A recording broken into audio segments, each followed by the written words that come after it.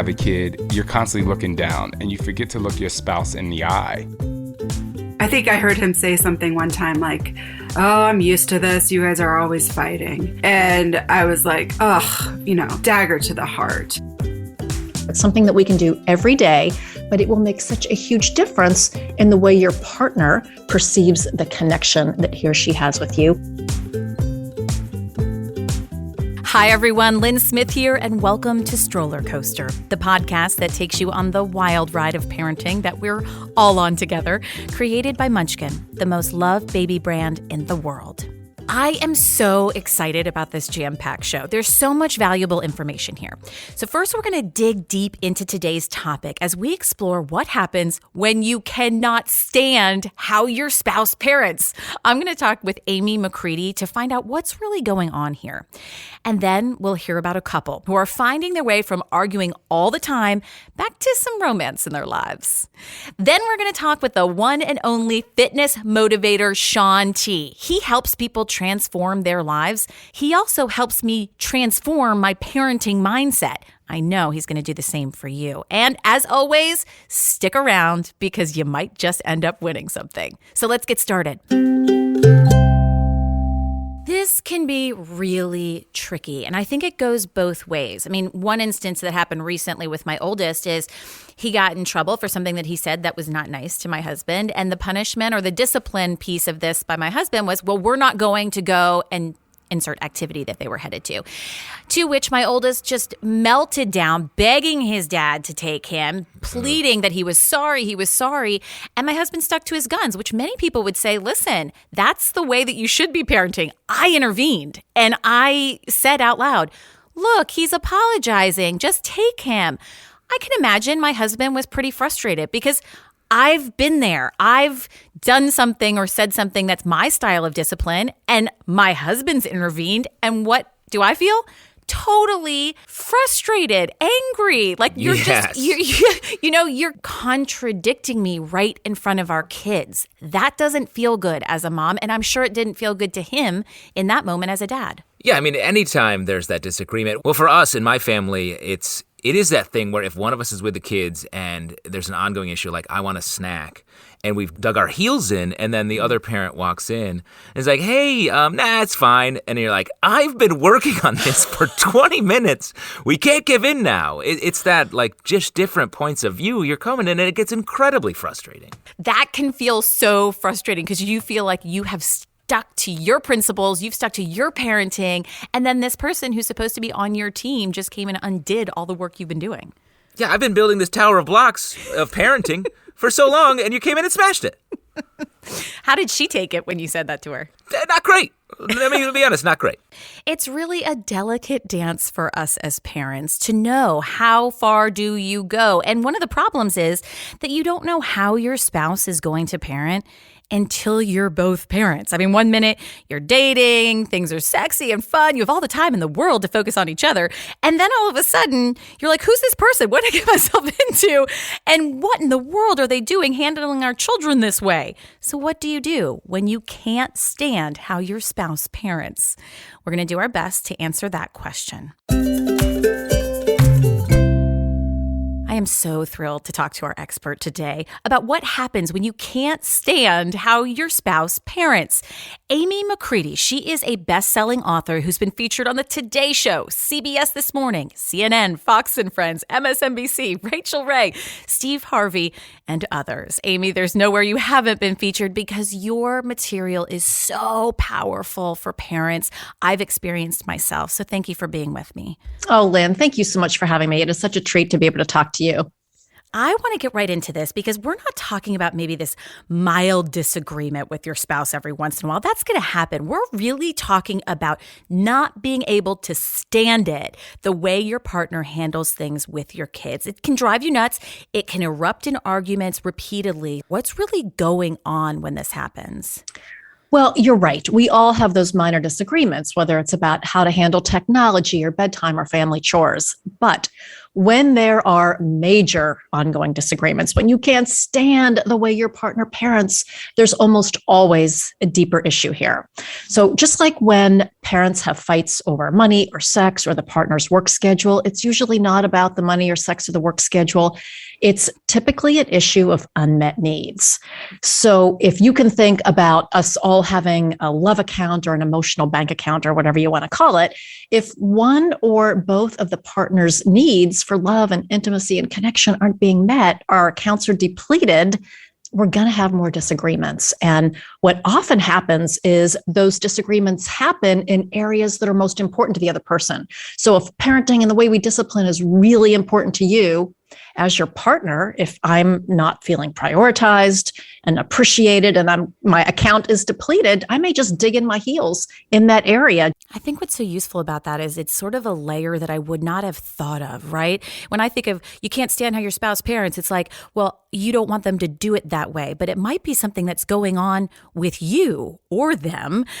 You talk about these unmet needs. What kind of things would that look like? It might not just be something you're not getting from your spouse. It could be work's not going so well, or maybe you've been in a big fight. How do you overcome that? If you think about the way we acted with our partners when we were first dating or first married, we took the time to have moments of intimacy, and we did acts of kindness and love and service and all of those things that keep us connected as a couple. But think about what happens once you have kids. Like, everything is a priority. Kids are all consuming. We parents are totally exhausted. And then we kind of put our partner on the back burner. And so we're spending less time together. Maybe we're not prioritizing his or her emotional needs. And so we kind of transition from being romantic partners to taskmasters and schedule keepers. And over time, that just sort of builds up and it breeds resentment. And it could be as simple as I had a bad day at work, but more often than not, it's the feeling that one partner is not feeling appreciated and prioritized. Sometimes the one partner feels like the other parent is sort of aligning more with the kids than with him or her. So there's always just a lot going on under the surface that we have to kind of dig into.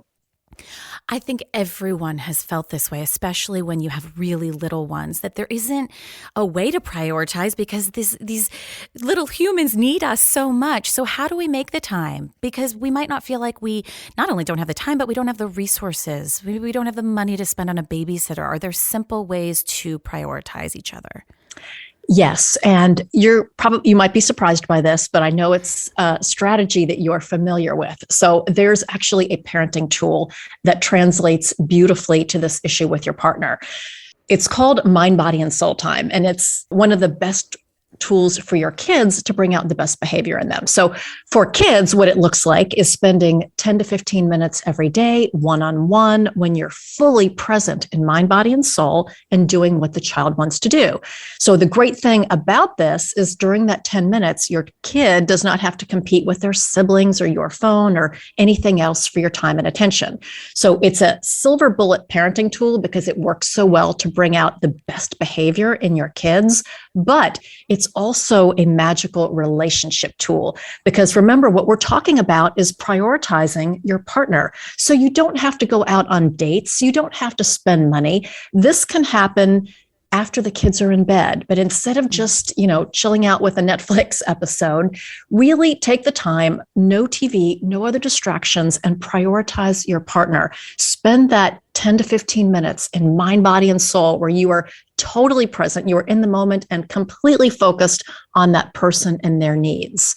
And whether it's prioritizing the physical connection or just, talking about their day or whatever it is, really letting them know that they are the priority, not the dishes and the laundry and the kids and everything else. It's almost magical in its effectiveness because after a week or so of doing that, and you don't have to make a big announcement that that's what you're doing, but you just show up and you be in the moment for that person, and you will slowly see that they start to become more easygoing. They're more agreeable on things. Your communication is better. They want to be on your team. So it's just making that effort. And it doesn't take a long time because we don't have a lot of time, just 10 or 15 minutes. It doesn't have to cost money to hire a babysitter. It's something that we can do every day, but it will make such a huge difference in the way your partner perceives the connection that he or she has with you. And when it comes to the big issues like parenting, it's going to be easier to get in alignment. I love this solution because I know it works with my children. So what about when you genuinely want to advocate for your child when you see your spouse doing something that you can't stand, that your disagreement is more about, hey, wait, this is my kid. I'm not going to let you do this. What do you do about that? If there's a situation where harm is being done, like the child is being hurt physically or emotionally, where there's yelling or screaming, anything that could cause emotional harm, we have to step in immediately and shut it down. Now, you can do that in a way that is calm and loving, but you could just say, you know what, sweetie, I'll take over here. Why don't you go and get some air? I'll step in. So it doesn't feel like you're undermining your partner, but you're just coming in to help because you are a team. Now, obviously, if those types of harmful interactions, emotionally or physically, are happening in your home, we need to get some help for that. Getting some counseling or some other supportive services is going to be really important for that family.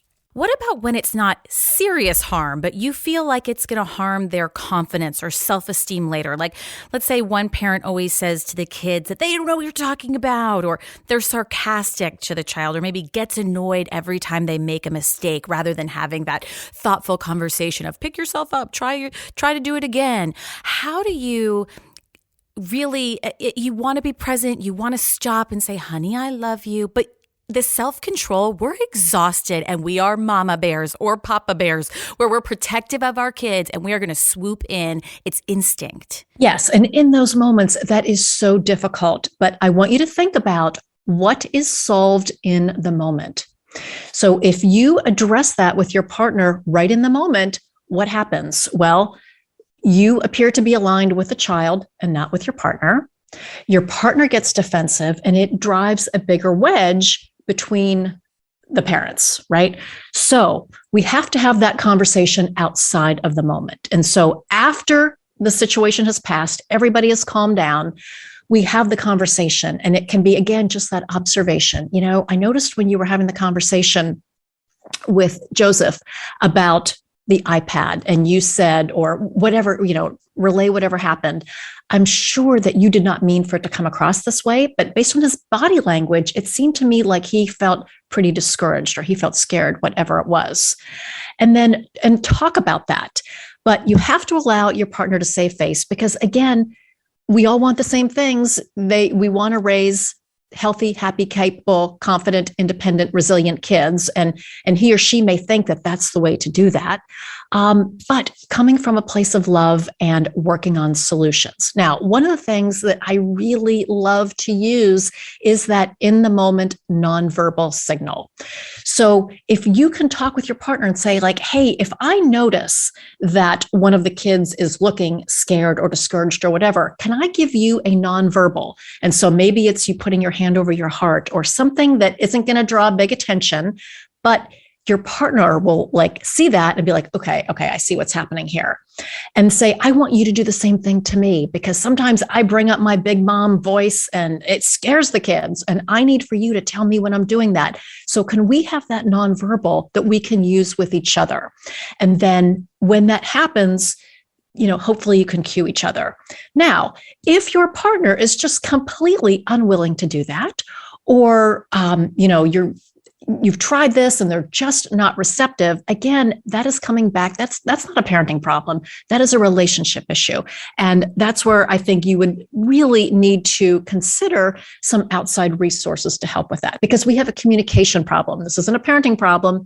It's a deeper communication problem and probably some objective third party to sort of help us through some of those things might be really beneficial for the parent-partner relationship, but also it will help with the relationship with the kids as well. What about after the fact? The damage is done. Should I go up to my son and say, Daddy was really upset. I don't want you to lose your confidence in this way. Sort of, is there a way to redeem the moment for your child without throwing your spouse under the bus? What you could also do in the moment is almost ignore what the partner said. And if a mistake was made, you can say, cool, you made a mistake. The other thing that, after the fact, you might just say something like, Dad was feeling frustrated. Sometimes we all feel frustrated and we say things that we don't mean. Again, not throwing your partner under the bus, but helping him understand that we all have big feelings sometimes, and the way those big feelings come out is, sometimes helpful and sometimes it's not. So the other thing too is to remember that like that one incident happened in the moment, but you have all the other moments during the day where you can show encouragement and give positive feedback to your kids so they feel empowered and capable in other areas. It's not just that one moment. Right. There are so many opportunities to have that. And that maybe even going in there together as a united front, saying, I'm sorry I was upset, and saying Dad sometimes has a hard time, and going in there together. I just wouldn't have really thought of being that transparent with your kids, but they can handle it. Lynn, I love that idea of going in together. If your partner will agree to do that, oh my goodness, what wonderful modeling for kids, right? And the process is important. So I was feeling, the parent speaking, I was feeling upset, frustrated, angry, whatever it is. And I let that frustration out by yelling at you. I let that frustration out by saying something unkind to you, and that's not okay. So in the future, this is what I'm going to try to do differently. So it's that full circle of coming clean. I messed up. That was not okay. And this is what I'm doing to try to do better in the future. And so that is great modeling that your kids can learn from, and hopefully they'll take that in and do the same thing with the next blow up they have with their sibling or whatever it happens to be. You say there are ways to resolve conflict in a positive way. What does that look like? Well, absolutely. We're always going to have conflict, whether it's between the partners or the siblings or between the parent and child. Conflict is going to happen. And that is such a beautiful opportunity to learn the skills to resolve that, because you're going to need that later in life. The first piece of it is not trying to solve the conflict when we're triggered in the heat of the moment, when everybody's feeling emotional. And you can just say, you know what, guys, I feel like emotions are running high. I'm feeling a little upset right now. So why don't we all take some time, calm our bodies, calm our emotions, and then we can come back and work on solutions. So first, that models that I recognize that I am feeling a bit out of control, and I have the power to do something about that, which is something that our kids need to learn in developing their resiliency. But then the next piece of it is, we're going to come back together and talk about solutions. So I am not concerned with who did what to whom. I'm not concerned with placing blame. We are a family that focuses on solutions, and may not be my solution, but let's all brainstorm together and figure out what is going to make the most sense. I think when we get out of the paradigm of who's at fault, who's getting in trouble, who's getting punished, that's when kids feel defensive. That's when we get defensive. And if we completely shift that mindset about conflict to, wow, this is an opportunity to come up with a new solution that we've never tried before. That is a game changer for your family, and it really teaches your kids important skills that they're going to use, in the teen years into their adult life. I mean, it's what your program's all about, positive parenting solutions. And that doesn't just mean how we parent our children. It means how we nurture our relationship with our spouse, which today you've just given us so much value in how we can do that when we can't stand them even. That there's a positive way to handle that. Amy McCready, thank you so much for being with us. Thank you, Lynn, for having me. So Justin, as I said, I implemented this with my son, that alone time, carving it out, calling it something. It just isn't something I had thought of that can work with your spouse. And it's so important. Well, just getting on the same page, because what Amy was saying about, you just don't know where each other are. Sometimes during the day, like I feel like we sit down once the kids are in bed, and my wife's like, what a great day. And I'm like, I feel like I've been in a coal mine for 12 hours. And we're in different places, and you have to have those moments to get connected. Once a couple can't stand each other's parenting styles, can the relationship change? Is there any going back? Maybe is it possible for this relationship to evolve? Kate Stahl and her husband are figuring that out. Here's our correspondent Felice with the parenting story of the day. Kate and Ben got along really well until the stress of parenting posed new challenges. My husband and I have always had a great relationship when it comes to communication. We are over talkers, oversharers, and I assumed that that would be a positive thing when it came to parenting. It turns out that expressing every thought that comes into your head when you have little people in front of you sometimes isn't quite as positive. A typically stressful moment was getting the kids out the door in the morning for school. If Kate would raise her voice to get them moving so they wouldn't miss the bus, Ben would raise his voice about Kate raising her voice, and an argument would escalate between the two of them. So it's morning time. I'm telling the kids the bus is coming. We got to find our shoes. We have to find our computers. Is your lunch packed? Do you have your homework? And they're not listening. Or one of them is reading a book and won't pick up her book, and the other to go start putting her shoes on. And my son is playing with the dog, rolling around on the floor, and he won't get his shoes on. So first time I'm saying, guys, it's time to get your shoes on. The bus is going to be here in 5 minutes.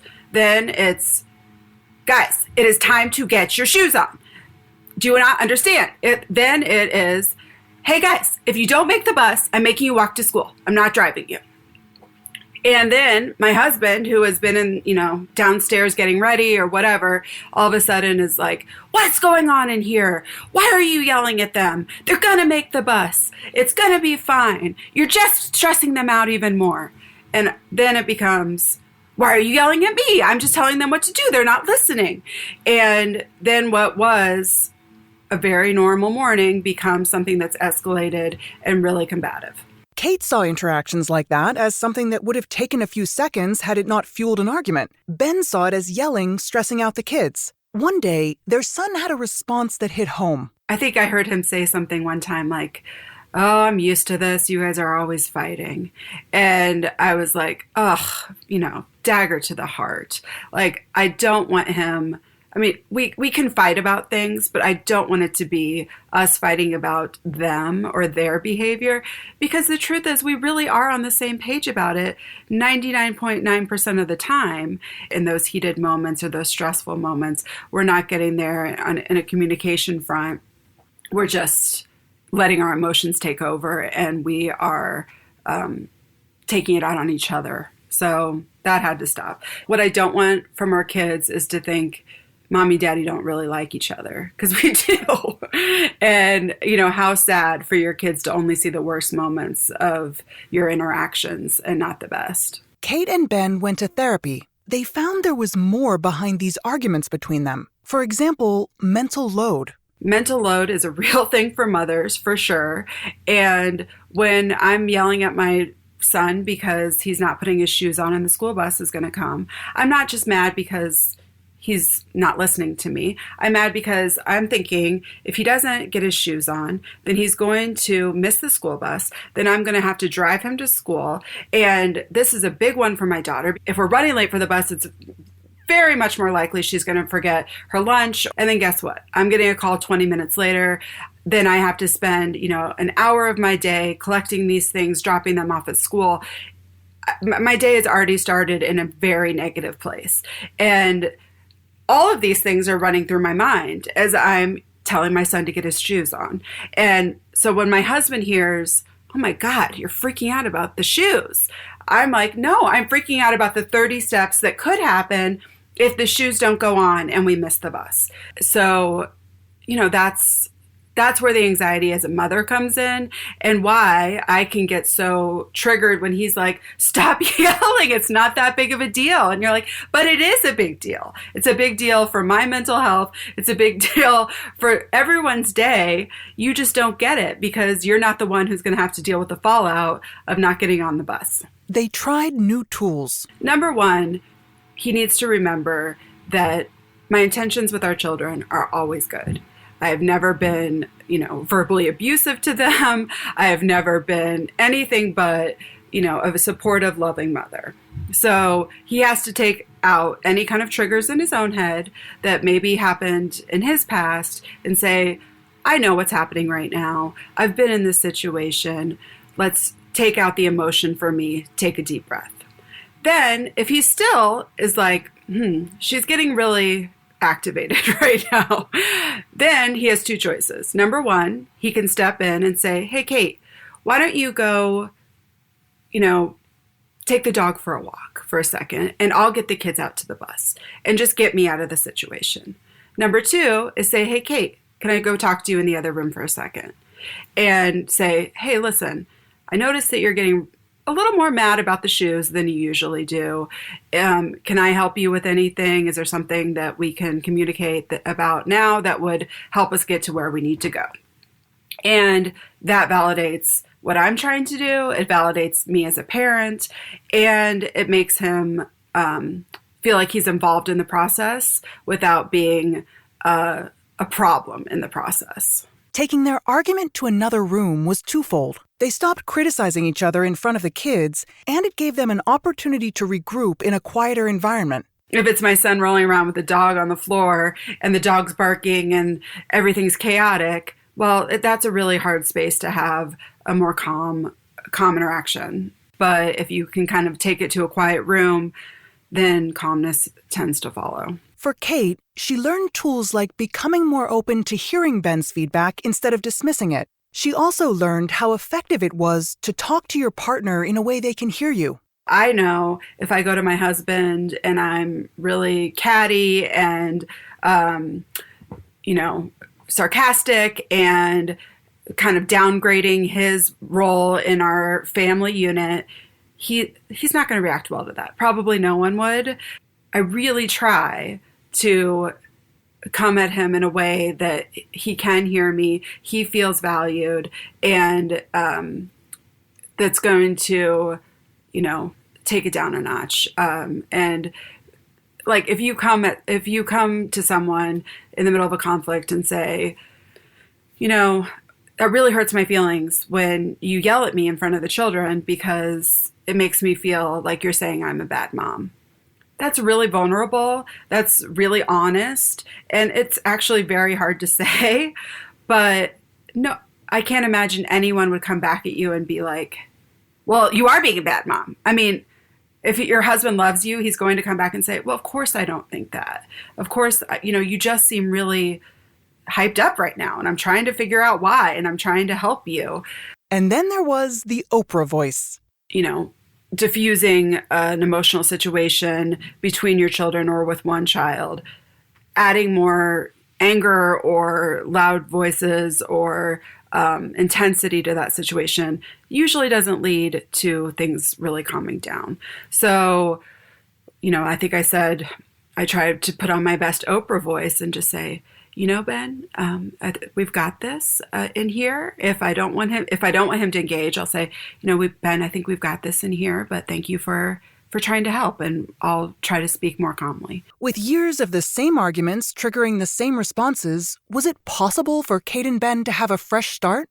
Kate explained that you don't just have one conversation and everything gets solved.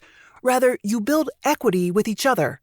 She said it takes years to destroy, it can take years to rebuild, and that they've rebuilt a lot of it. One thing we really like to do, we'll just take a quick walk around the neighborhood, 20, 30-minute walk, and kind of decompress and go over what happened, how we want to change it, why it happened.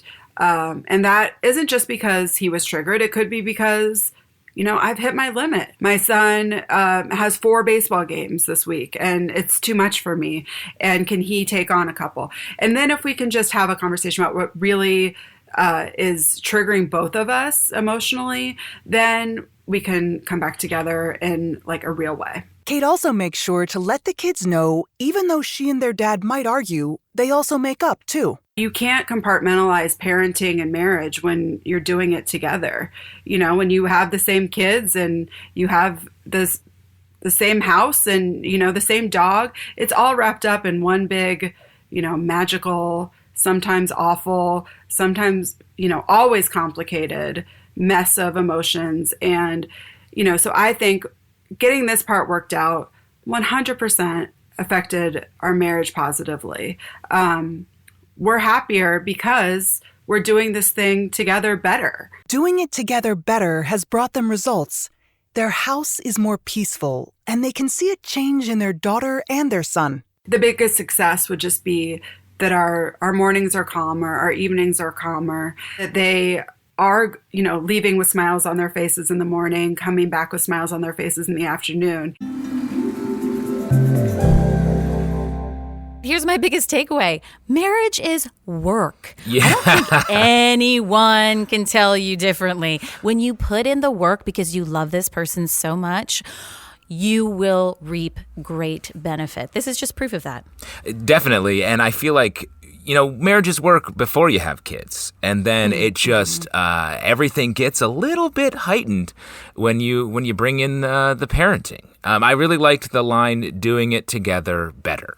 That's a great motto. Stencil it above the bedroom door. Yes. Put that on your bathroom window so that you can just remind yourself every single day that it can get better if you try. But the most important thing is that it's worth it. The family benefits from it, that there's work that can be worth it. Today, we have a special guest joining us, and we'll find out how fatherhood is going for him. Shaun T is a fitness motivator who helps people transform their lives. You know him from workouts like Beachbody On Demand and Hip Hop Abs, programs that he's created like Mood for Food, this safe space community, Relationship Thrivation, and his podcast, Trust and Believe. Most importantly, he is the father of 4-year-old twin boys who are, as I said, Shaun T, welcome, delicious. They are the sweetest boys. Every time I see you post about them, it brings me such joy. Thanks for being here. Thank you. Oh my goodness, it's so great to talk to you. I am smiling from ear to ear, so I want to let you know that I'm feeling the love, and thank you so much for having me. We talk about the boys because this has been a long journey for you and Scott to fatherhood, and you call it twin sanity. First, what is twin sanity? How do you balance the two of just the schedules, the lifestyle, because your success is like skyrocketed? Thank you so much. I don't think that I have a plan. I think that in the beginning of this entire journey. So here's a really quick, fun story for you. So it may not sound fun at first, but our boys were in a NICU for about 3.5 weeks at first. So we actually had a crash course in fatherhood. I mean, our NICU nurses were incredible. They showed us everything from eating to changing to just how to deal with crying and, all these amazing things that you needed as a parent. And so when we got home with the boys, we had to fly they were born in Texas, so we had to fly from Texas to Arizona.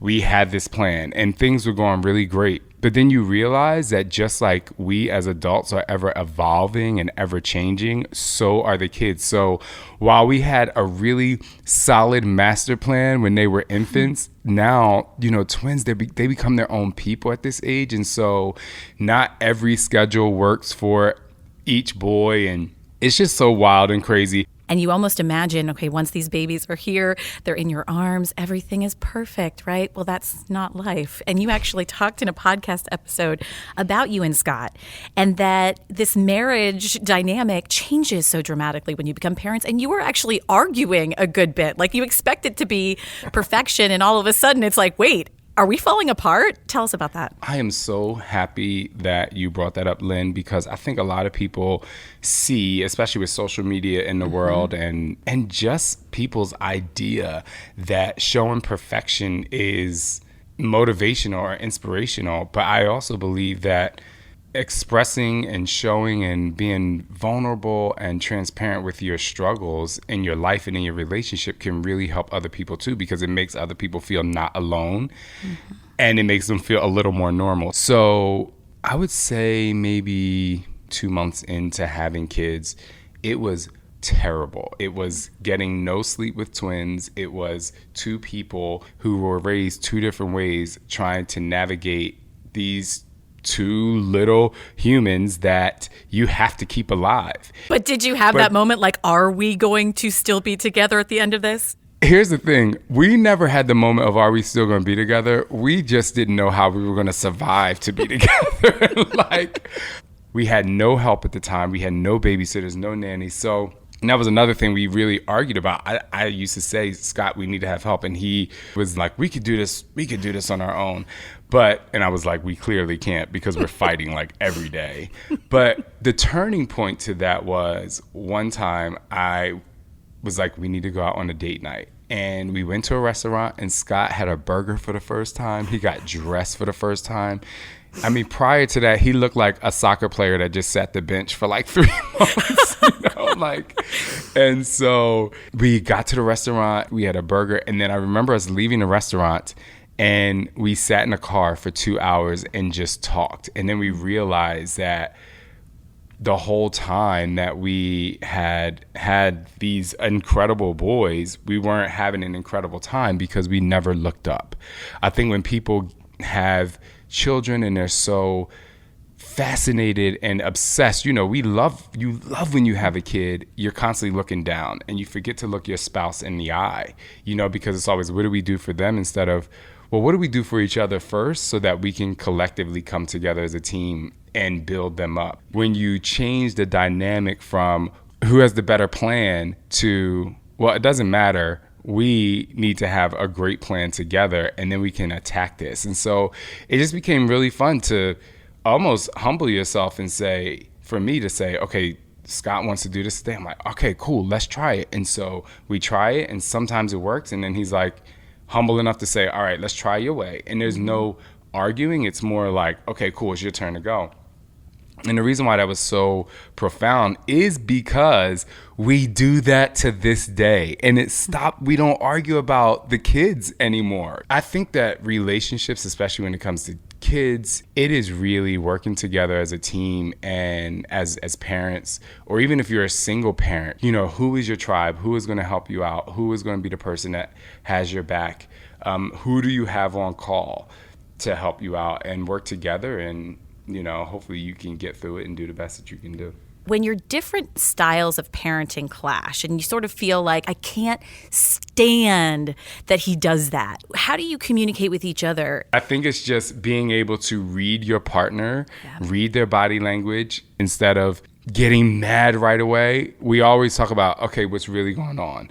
Because I talk in my book a lot too about, it's not the thing, it's the thing. Most of the time when you're mad or frustrated with your spouse specifically, it's like, but what's really going on? Like, are you frustrated with the kids? Are you frustrated at work?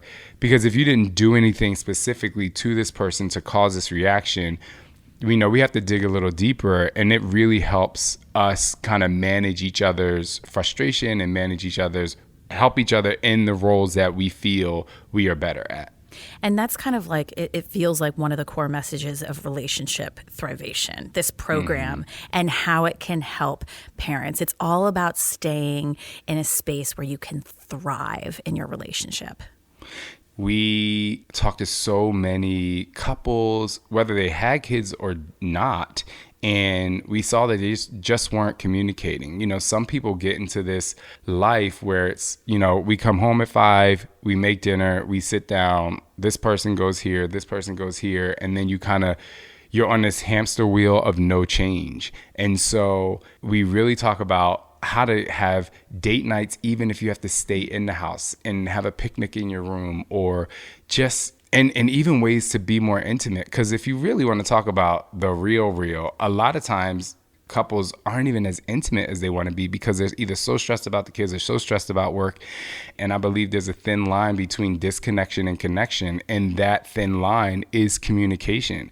The minute you allow yourself to become vulnerable to your spouse, the minute they feel like they can help, the minute somebody feels like they can help you, they feel needed, wanted, and appreciated, and you up-level their ability to feel like they can do something for you and add value to the relationship. And that's why Relationship Thrivation is really based on communication in many different types of ways.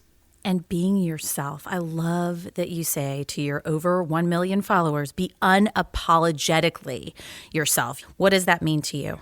I'll say this for people who are listening who may have a hard time being themselves. You have to do an audit of who you are. Are you a good person? Do you put good energy out into the world?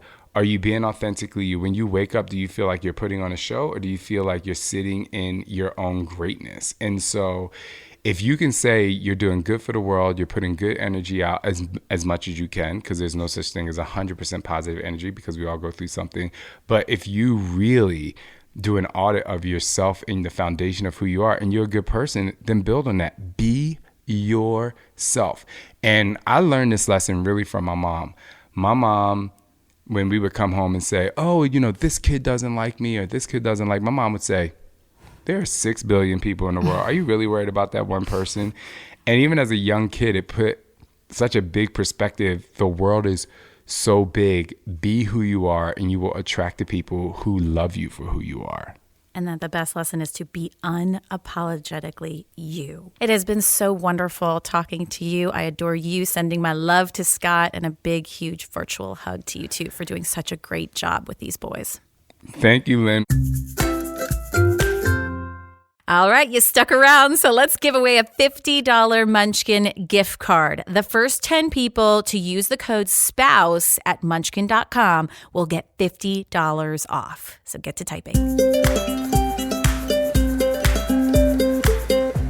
That's the show for today. I hope you got as much out of it as I did. And our sincere thanks to our guests, Amy McCready, Kate Stahl, and Shaun T.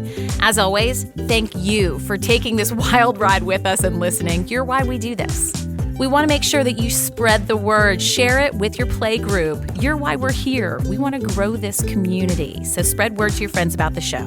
Thank you to Munchkin for helping us put all of this together. No wonder they're the most loved baby brand in the world. You can find all of your Munchkin products at Bye Bye Baby.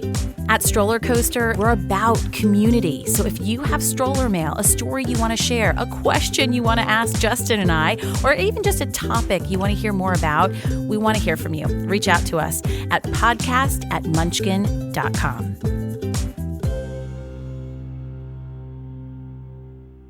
Now something every parent can use and certainly deserves: a timeout. For you. Munchkin loves our planet and cares so much about animals, partnering with IFAW, the International Fund for Animal Welfare. So for today's audio moment of calm, please enjoy wild horses out on the range in Nevada. Enjoy relaxing, and we'll see you next time on StrollerCoaster.